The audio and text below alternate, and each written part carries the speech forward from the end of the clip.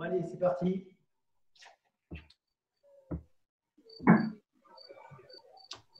Oh merde. Qu'est-ce que je fais là, moi?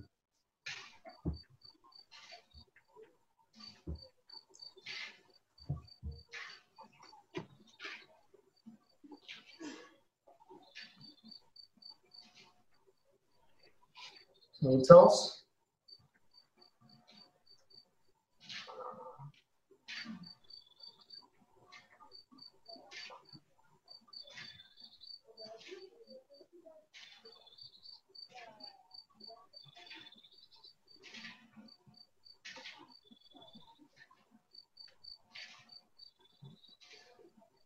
On descend.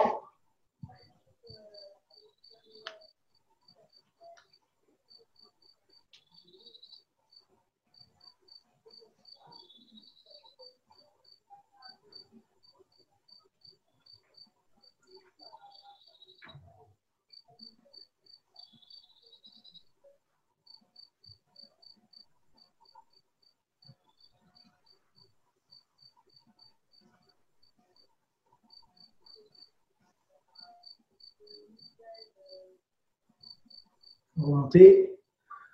Alors, attendez, j'ai oublié de mettre en premier plan. Hop, voilà. Le bassin.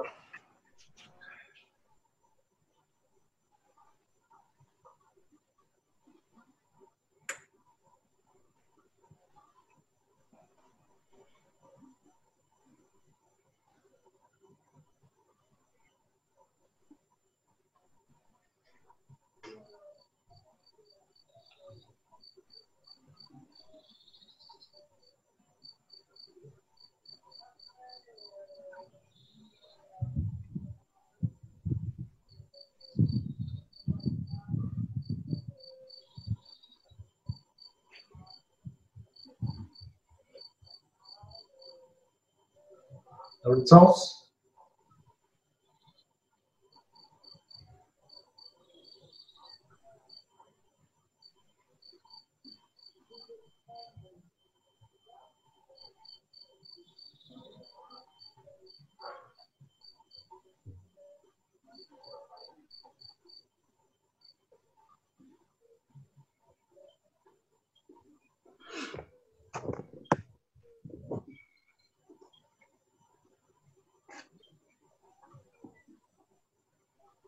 On revient au centre. On croise. Jambe arrière tendue, on descend sans forcer.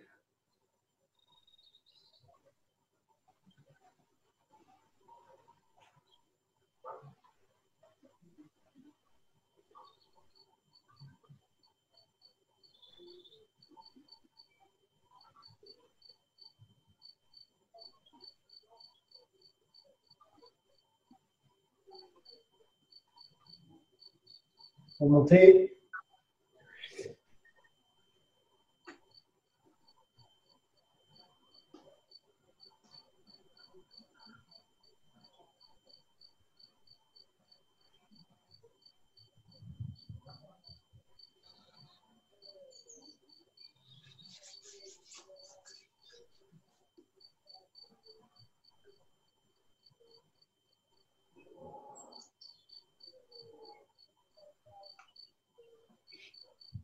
On remonte.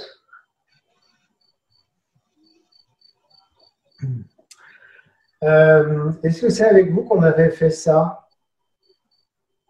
Non. Non? Bien ce qui me semblait. Je ne sais plus quand est-ce que je l'ai fait, mais c'est pas grave. Donc en fait, alors je vais me rapprocher un petit peu, parce que là c'est surtout le haut du corps qui va nous intéresser. C'est un mouvement qui va solliciter un petit peu tout le haut du corps, qui va mobiliser, qui va à la fois assouplir la colonne, mobiliser les trois articulations du bras, donc les épaules, les coudes, les poignets. Donc quand on veut faire un travail un petit peu général, global sur la mobilisation et l'assouplissement du haut du corps, c'est un truc qui est vachement bien. Donc le but, c'est, vous allez imaginer que vous avez un truc dans la main, et je ne lâche jamais. Alors c'est bien, c'est de le faire même vraiment avec quelque chose, avec une balle par exemple, dans la main. Et j'imagine que je ne vais jamais laisser tomber ma balle. Donc je vais commencer. Alors je vais me mettre d'abord dans ce sens. Je vous remontre au ralenti ce que ça va donner pour que vous puissiez déjà un petit peu voir. Donc, je garde toujours ma balle dans la main et je dessine en fait des trajectoires circulaires autour du corps. Voilà, donc je démarre avec la main devant moi. Je vais la rapprocher du corps, là on va le faire ensemble. Donc la main devant soi, je rapproche du corps, coude sur l'extérieur, puis la main sur l'extérieur, je remonte au-dessus de la tête, tourner et redescendre à la position de départ. Alors, je vais le mettre dans l'autre sens pour que ce soit peut-être plus facile. Du coup, vous ne verrez pas forcément la main. Donc, je ne me rends pas compte si c'est forcément judicieux, mais on va essayer. Donc, la main près du corps, sur le côté, monter, tourner, et on revient. Alors, je n'ai pas pensé à préciser, mais pendant tout le mouvement, il faut évidemment garder les genoux fléchis et le pli de laine, enfin le bassin disponible. Pas verrouiller le bassin, puisque c'est ça qui va permettre la mobilité de la colonne. Bon. Hop. Donc, je rapproche la main du corps, ensuite sur le côté, monter, tourner, et on revient.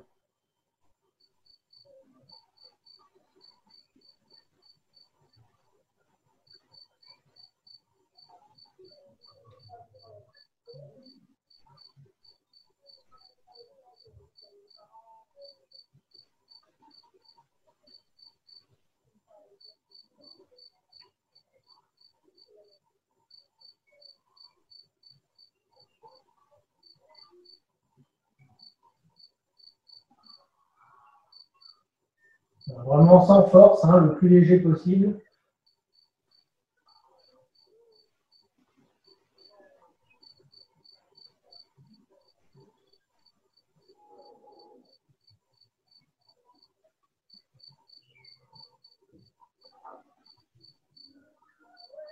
Alors, on va changer de sens. Donc, on va partir vers l'avant, monter, tourner, descendre à gauche et revenir devant. En haut, tourner sur le côté et on revient devant.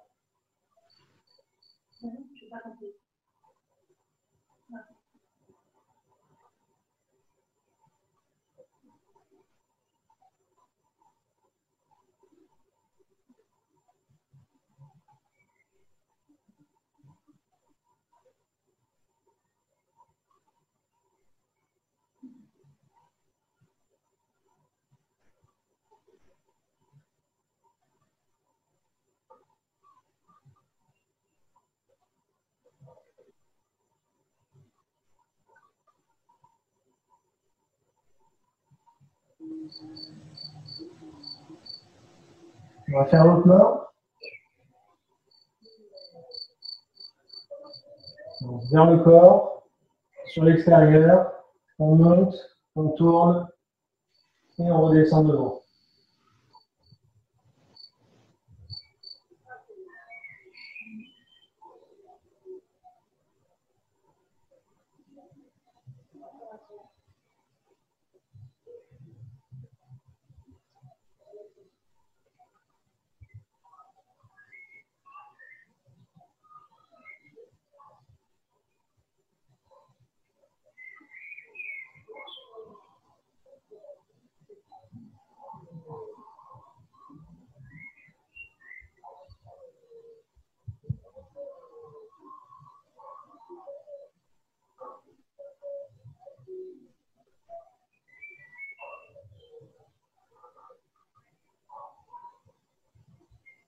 On change de sens.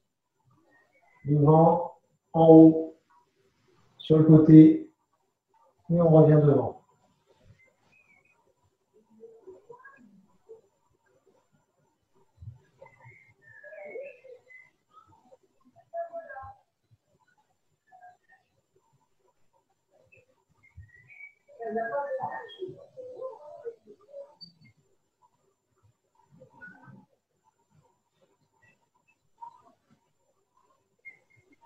Pour complexifier, on va faire avec les deux mains en même temps. En haut. Donc là, je me penche un petit peu en arrière, tournez les mains sur les côtés et on revient devant.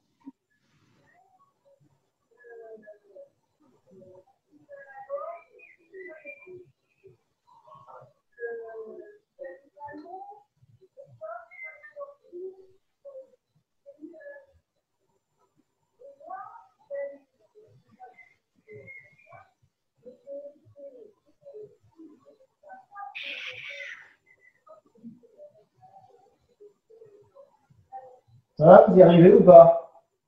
Oui, oui, oui. Bon.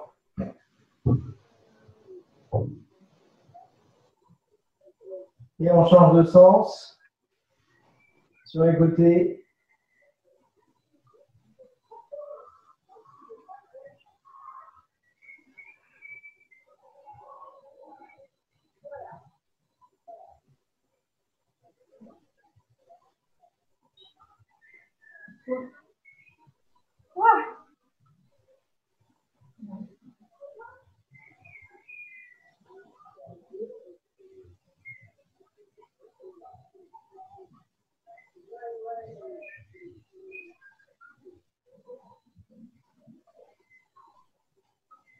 Et on revient au centre.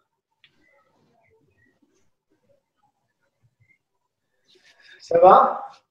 J'ai perdu la balle. Oui? J'ai perdu la balle. Tu as perdu la balle. Ça arrive, c'est pas grave. Donc voilà, donc vous avez, je pense que vous l'avez senti que ça mobilisait vraiment complètement les articulations des bras et puis que ça sollicitait pas mal la colonne, hein, donc ça va l'assouplir à force. Donc vraiment, pour tout le haut du corps, c'est pas mal. Dans les choses qu'on a déjà fait aussi, les tapotements en 4 temps, hein, poitrine, dos, avant de la cuisse, derrière la cuisse, pli de laine avec le tranchant de la main. Donc 1, 2, 3, 4. 1, 2, 3, 4. 1, 2, 3, 4. Alors, je ne vais pas préciser, mais systématiquement, avant de démarrer, on est bien fléchi sur les genoux, bien relâché, pli de laine, ventre, etc.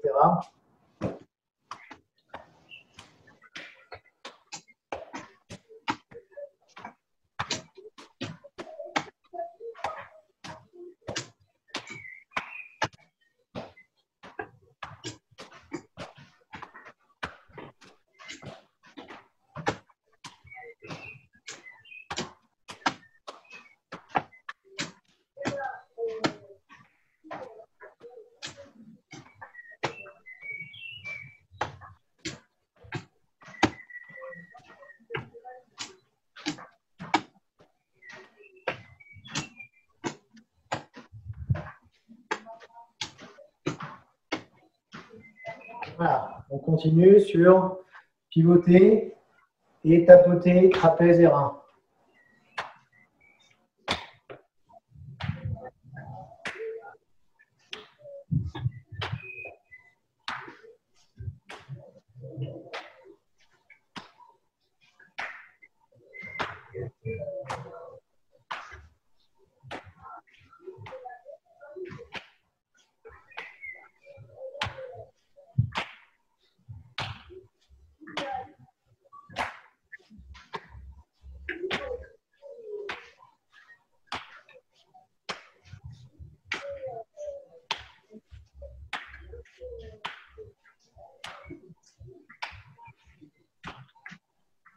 Voilà, on est au centre.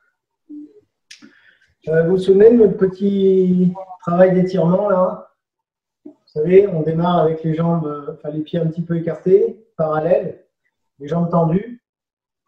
Et alors c'est en quatre temps aussi. Premier temps, c'est je regarde vers le ciel en m'inclinant un petit peu vers l'arrière. Deuxième temps, c'est je reviens avec les mains en pince et je décolle les talons à 9 reprises. Troisième temps, c'est toujours les jambes tendues, je vais pousser vers l'avant en m'inclinant et en relevant le menton. Et quatrième temps, déverrouiller les genoux et ramener l'énergie au tantien. Vous vous rappelez de ça? Oui, oui. Ouais. Merci. Donc voilà, donc on démarre. Les mains sont paumes vers la terre, on cherche l'étirement. On relève la tête, on respire bien. Et progressivement, on s'incline un tout petit peu en arrière.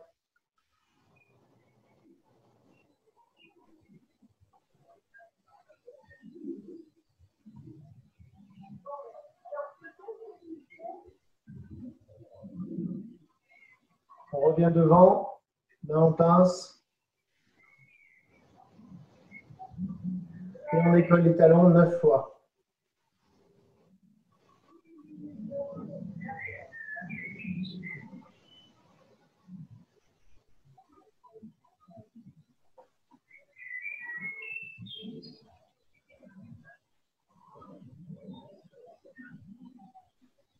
Paume vers l'avant. Les bras un peu plus écartés que largeur d'épaule. On s'incline vers l'avant, donc le bassin va vers l'arrière, le menton relevé. Donc là, les bras et les jambes sont tendus.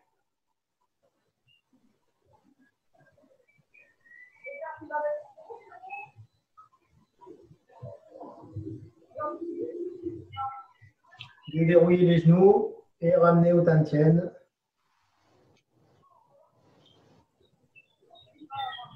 On recommence une deuxième fois. Donc, paume vers la terre. Donc là, les mains sont un tout petit peu en retrait par rapport au corps également, un petit peu en arrière. Regardez vers le haut.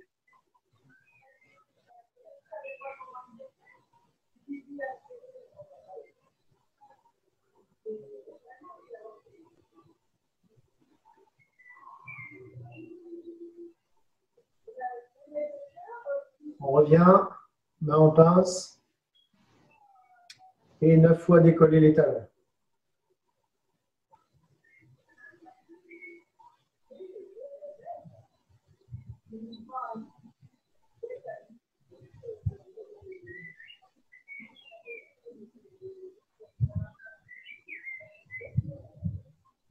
Paume vers l'avant, les bras un peu écartés.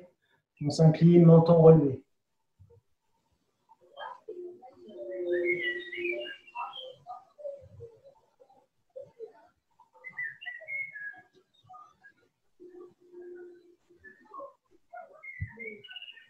Déverrouille les genoux et on ramène au Tantien. Voilà, et on remonte. Ça va, ça tire un peu, ça? Ça va? Si ça ne tire pas, c'est que vous ne le faites pas assez large. Normalement, ça doit vraiment étirer un petit peu tout le corps. Arrière des cuisses, ouais. Arrière des cuisses, ouais. Arrière des cuisses, le dos sur le dernier. Les bras aussi, hein, parce que si les bras sont complètement tendus. Alors, si on fait trop avec les bras resserrés, comme je suis en train de le faire là, effectivement, ça ne fera pas grand-chose. Il faut faire la même chose avec les bras qu'avec les jambes. Il faut aller chercher un petit peu sur l'extérieur. Faites l'essai, hein, juste les mains. Si je pousse vers l'avant, juste les bras tendus, bon, ça va attirer légèrement, mais pas énorme. Essayez de sentir ce qui se passe au niveau des mains.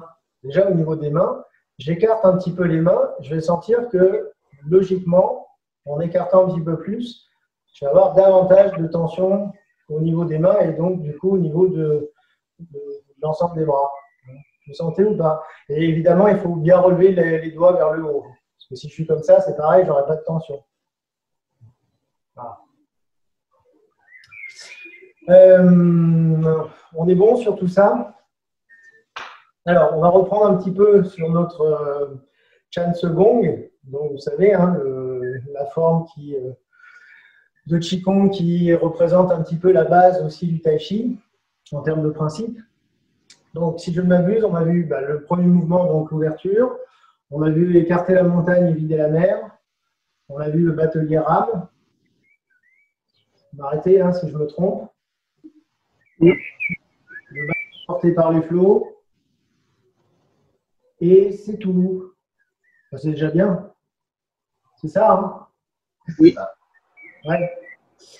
On va en voir un autre aujourd'hui, supplémentaire. D'ailleurs, on va même commencer par ça. On reprendra les autres juste après.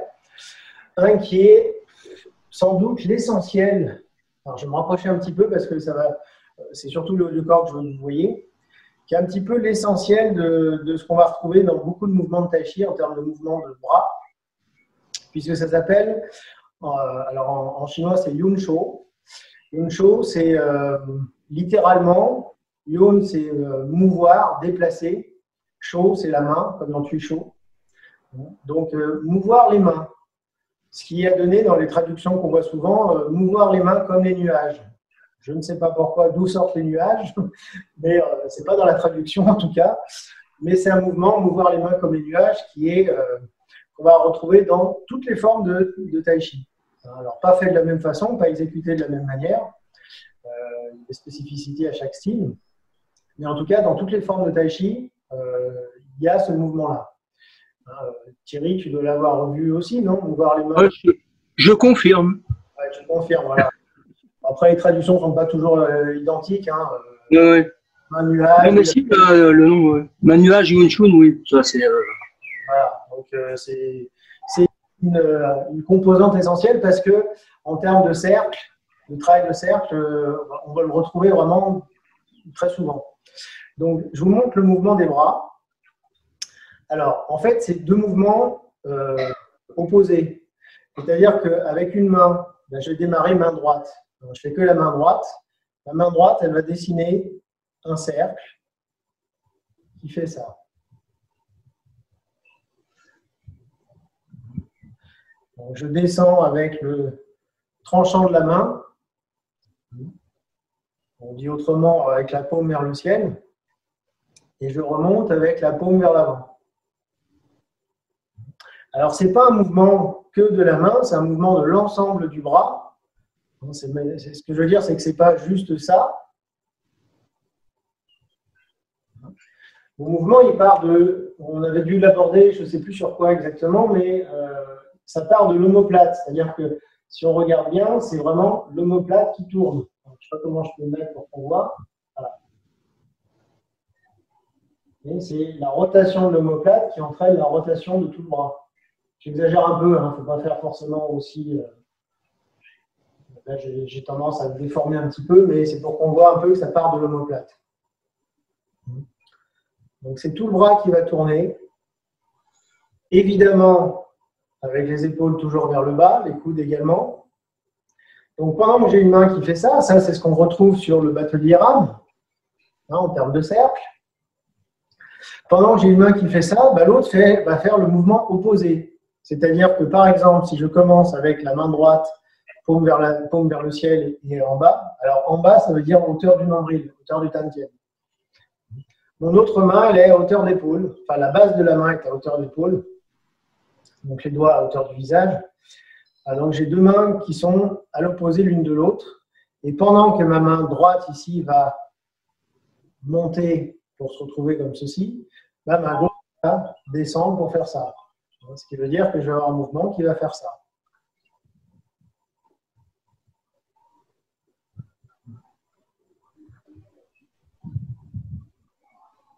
Donc, si je fais que les mains, pour l'instant, ça donne ça. Volontairement, je vous montre de face, parce que de dos, vous ne verrez pas grand-chose aux mains, je pense. Voilà, là, par exemple, il n'y a pas ma main gauche, donc ça n'a pas beaucoup d'intérêt. Là, vous ne voyez plus ma main droite. Donc, c'est nul. Il vaut mieux que je le fasse de face.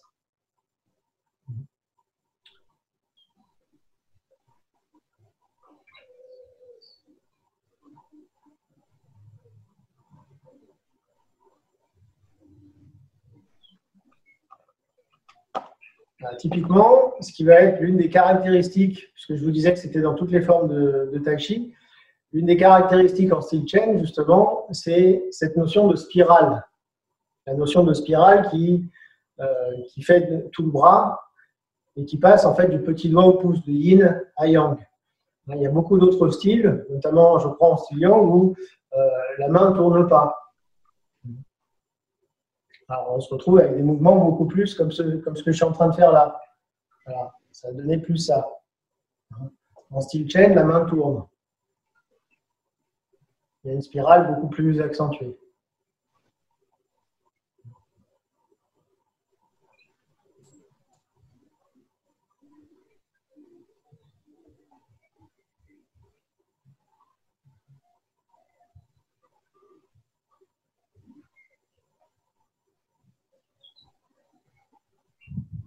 Alors, vous pouvez rajouter la rotation du bassin également, qui accompagne. C'est-à-dire, quand la main descend, Là, ma main droite descend, je tourne à gauche. Ma main droite descend, je tourne à gauche.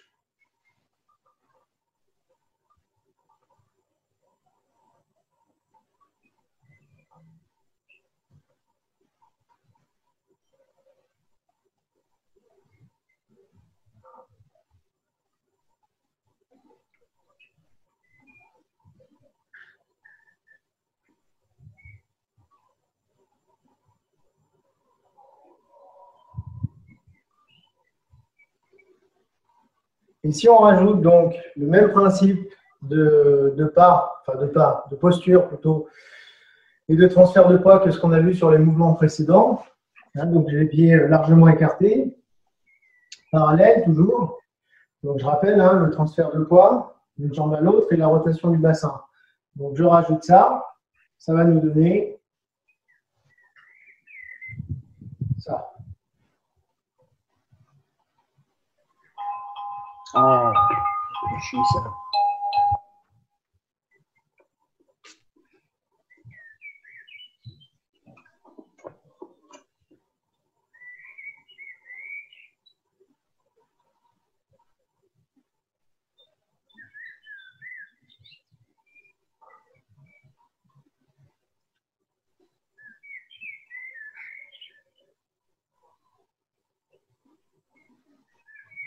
Alors, continuez, je regarde un petit peu comment ça marche. Dans l'idéal, il faut essayer de faire en sorte que, bon, je l'ai déjà dit, hein, mais que tout soit solidaire. Par exemple, alors, bon, du coup, ça me fait lâcher un peu le coup des genoux. J'ai les deux mains qui sont ensemble. C'est-à-dire que même si elles font des mouvements différents, elles fonctionnent ensemble. C'est-à-dire que c'est comme si elles étaient là aussi, elles aussi reliées. C'est-à-dire que, je ne sais pas comment je peux vous dire ça, mais c'est pour éviter que ça fasse un peu ça, un peu ça. Et que ça, qu'il y ait trop ce mouvement-là. Ça fasse un peu trop, je fais un côté, après je fais l'autre. Je fais un côté, après je fais l'autre. Parce que ça se voit quand ça fait un côté, puis après l'autre. Ça fait un...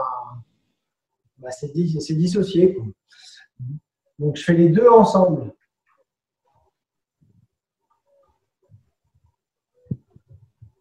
J'ai les mains connectées. J'ai tout le reste connecté aussi, hein, mais bon, faut choisir. Donc j'essaye de penser à une connexion entre mes deux mains. C'est-à-dire qu'en fait, mentalement, mon attention, elle est portée non pas sur un côté puis l'autre, ou l'un ou l'autre, c'est les deux ensemble. C'est-à-dire qu'il faut avoir une vision globale du corps. Donc évidemment, quand on travaille comme ça en dissociant les coudes, les genoux, un côté puis l'autre, bah, ça fonctionne qu'à moitié, la preuve. Mais évidemment, ça ne peut pas tout marcher d'un coup, mais il faut tendre vers cette notion-là d'unité du corps. Dès qu'il y a une partie qui tourne, ici, l'autre partie tourne aussi en même temps.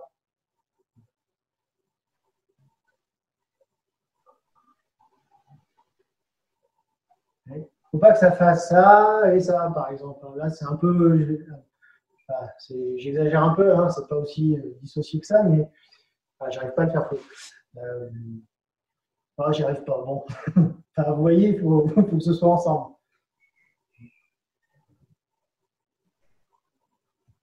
Vous comprenez ce que je veux dire? Oui. Ouais, on comprend bien l'idée. Hein? Alors, ce qui est intéressant avec ce mouvement, alors là, je vais sortir un peu du cadre de la forme Chan Tse Gong, c'est que on le retrouve dans plein de mouvements en Tai Chi, et notamment avec des variantes différentes. Il existe aussi avec des déplacements sur les côtés, ce qui va nous donner ça.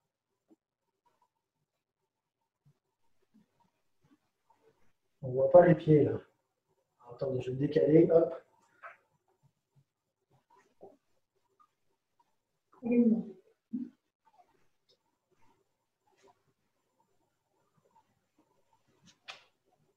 Ah. Donc ça, c'est un mouvement qu'on retrouve plus loin dans la forme, c'est pas sur les 15, c'est sur les 16-32, on a un mouvement qui s'appelle mouvoir les mains comme les nuages. qui est ce qu'on vient de faire là. Donc, en fait, c'est pour ça que je vous dis que cette forme de Qigong, c'est vraiment la base des mouvements qu'on retrouve après dans la forme. Et une fois qu'on a vraiment bien appréhendé sur cette forme-là les mouvements, bah, finalement, une fois qu'on les retrouve dans la forme, on a déjà dégrossi à au moins 50%. Alors déjà, les mains, on sait faire. Il n'y a plus que les pieds à coordonner avec. On dit, bon, bah, ok, on travaille les pieds et puis, bon, bah, allez, c'est pesé. Voilà, c'est une petite parenthèse, mais pour dire que on retrouve à différents niveaux, de différentes manières. On va essayer de réintégrer ça avec la forme de Chen Segong, donc avec les mouvements précédents. Alors, je ne vais pas forcément les développer, parce qu'on l'a déjà fait sur les fois précédentes. On va juste essayer de les enchaîner. Je vous donne les noms des mouvements et on les fait ensemble. Et on terminera sur ma nuage. Donc, hein. Ça va? Est-ce qu'il y a des questions? Punaise. Pardon? La clarté exemplaire. Toi aussi. Je vais finir tout seul. Je vais m'auto-parler et puis je vais faire des monologues. Alors, comment je suis positionné là? Hop, c'est bon. Donc, vous vous rappelez l'ouverture. Donc, on démarre pied écarté, largeur d'épaule. Genoux relâchés, un petit peu fléchi, dos ouvert. Donc, je commence par tourner sur la gauche, séparer les mains, transférer à gauche, fléchir jambe gauche, descendre, poser le pied sur le côté et ramasser. Alors, en terminant le mouvement avec les mains collées à hauteur du plexus. Donc ça, c'est l'ouverture. Bon, ça, on l'a fait qu'une fois. Ensuite, écarter la montagne, enfin séparer la montagne et vider la mer. Les mains à hauteur d'épaule ici, les coudes et les épaules relâchés, vider la mer.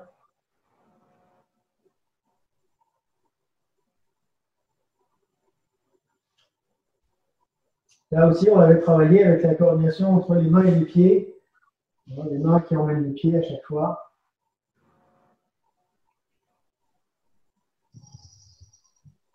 Pas de force sur les bras, juste les doigts des mains qui tiennent.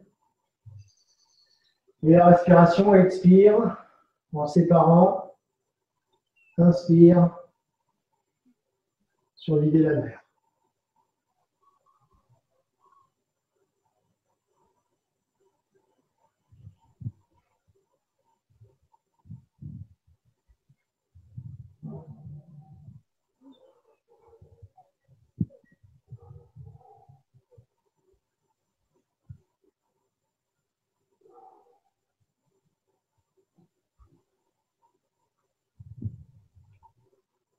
Alors, on va continuer sur le batelier rame. Donc, la main gauche se rapproche du nombril. La main droite descend. Ici, j'ai le bras droit qui est dans le prolongement du corps. Pas cassé, ici. Pas cassé.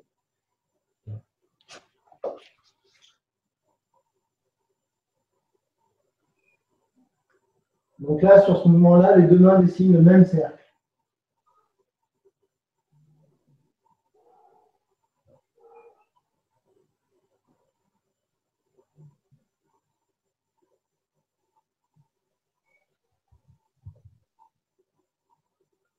Ça, pour rappel, c'est ce qu'on va retrouver sur le début de 6 verrouillages 4 fermetures.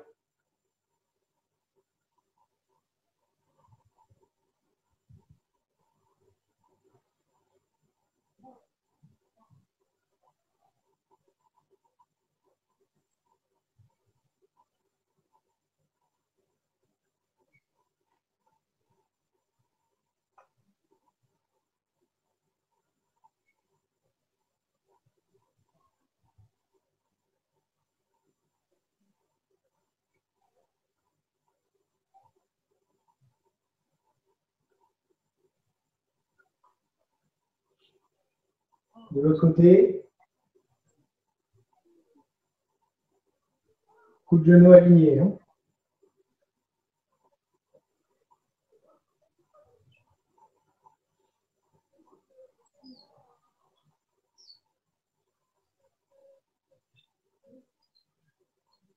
Sur la respiration, inspire, expire.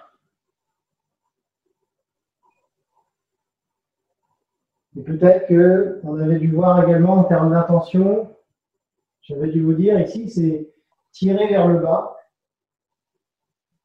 tirer vers le bas, pousser vers le haut.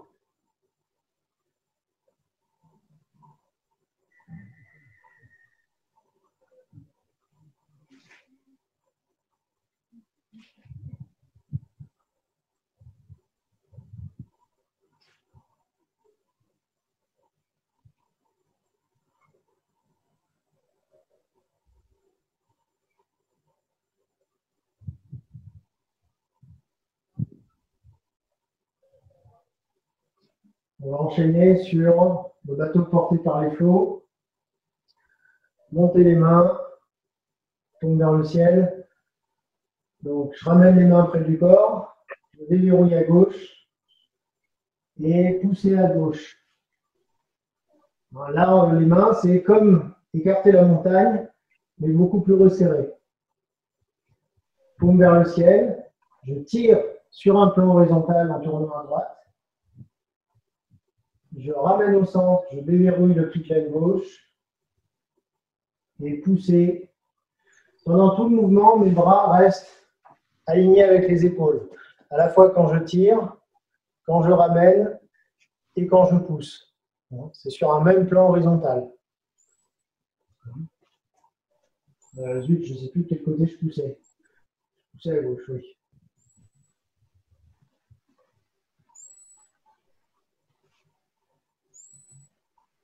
Avec la respiration, là aussi, expire, pousser. Inspire.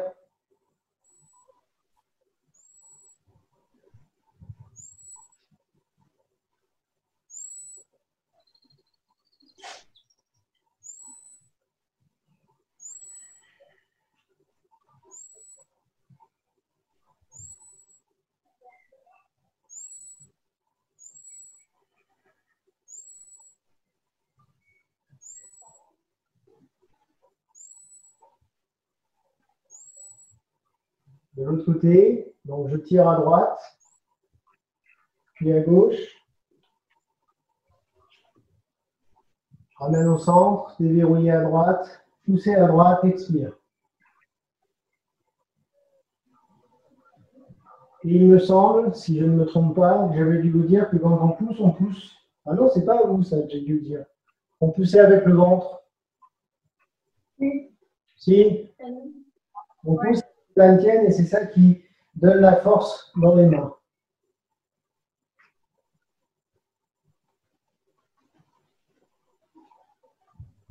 Très léger sur les bras, les épaules détendues, le dos droit, le ventre relâché.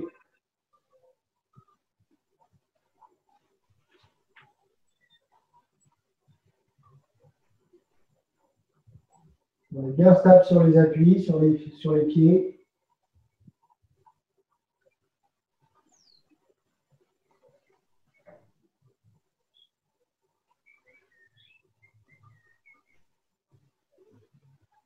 Et on va enchaîner avec main nuage.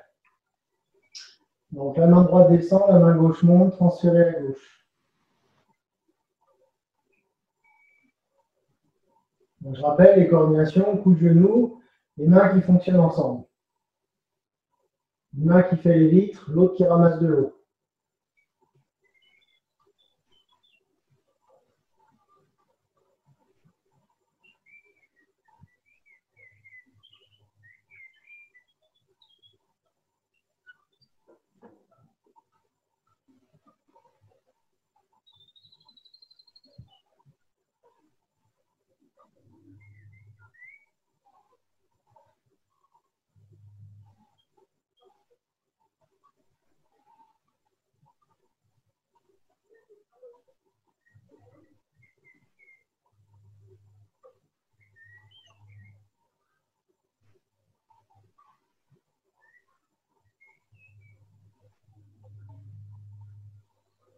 Voilà. On revient au centre et on referme.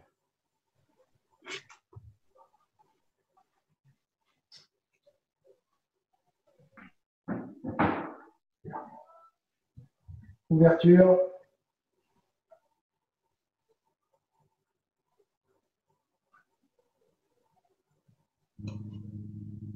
Gardien messieurs.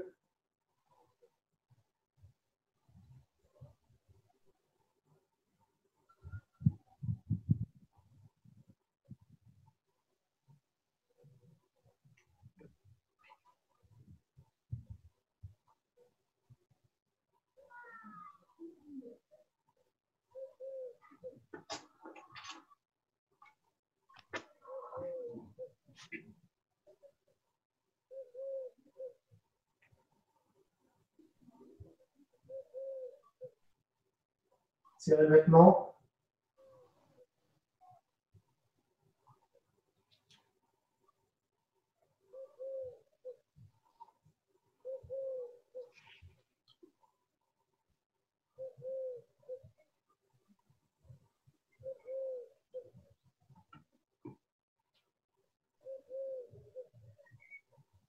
Petit verrouillage.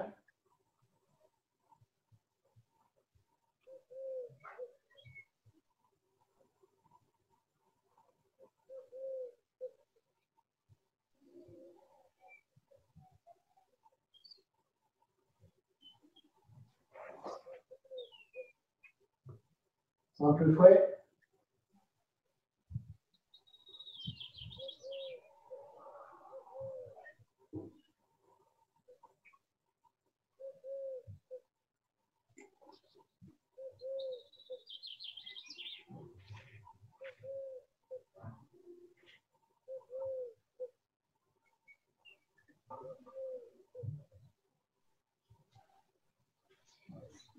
Ça va?